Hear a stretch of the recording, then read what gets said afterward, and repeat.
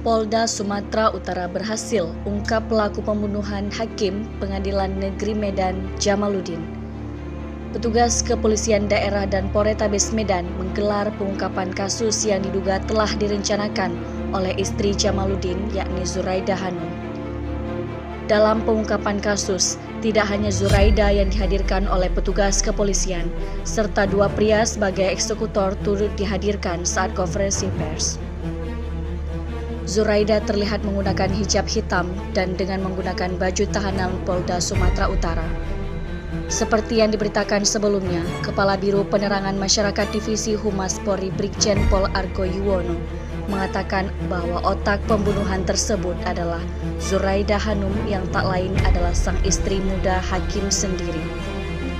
Selain pelaku, polisi juga mengamankan barang bukti berupa selimut, beberapa pakaian, dan mobil yang membawa jasad Jamaluddin.